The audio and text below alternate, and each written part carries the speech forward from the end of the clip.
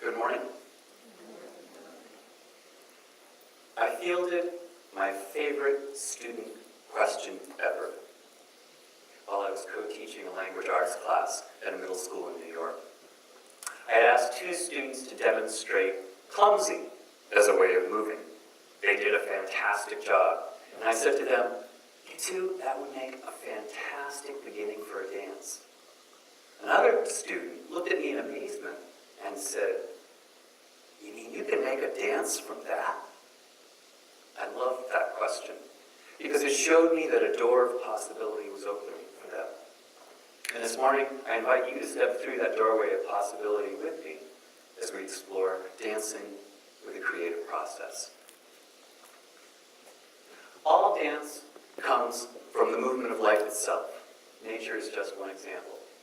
I could use this image to explore dance making by working with the shapes of the clouds or the energy of the rippling water or those beautiful, spatial, direct sun rays emanating from behind the clouds.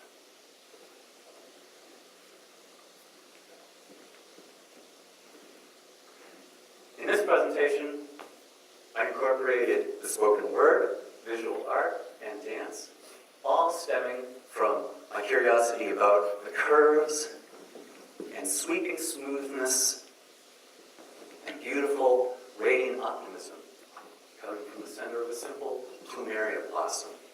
But what kind of dance am I talking about, and why is it important for you?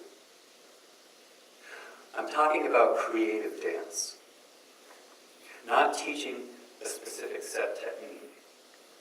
Creative dance involves self-guided movement exploration based on the fundamental elements of movement that apply to all styles of dance: time, space, effort, shape.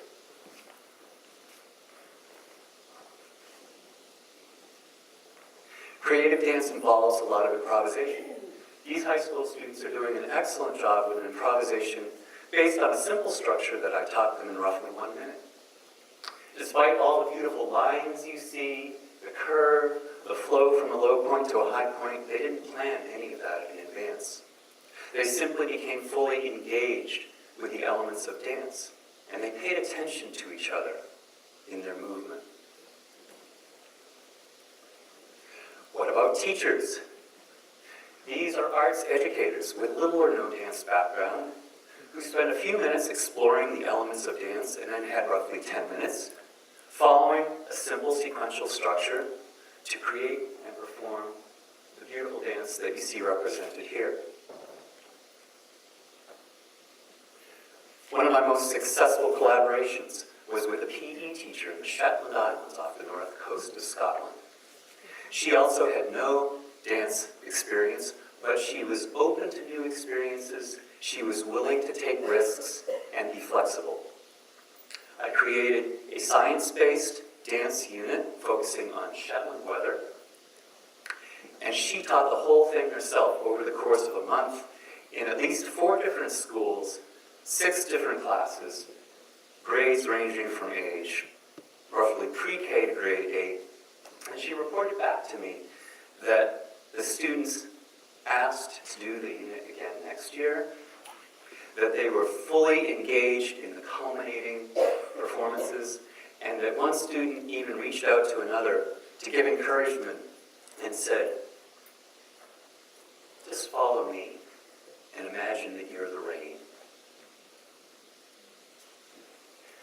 So in conclusion, creative dance offers a powerful framework to develop the skills called for in the 21st century. And the elements of dance, time, space, effort, shape, are so simple that they can be easily explored, manipulated, and sequenced and structured, and yes, they can be easily assessed as well.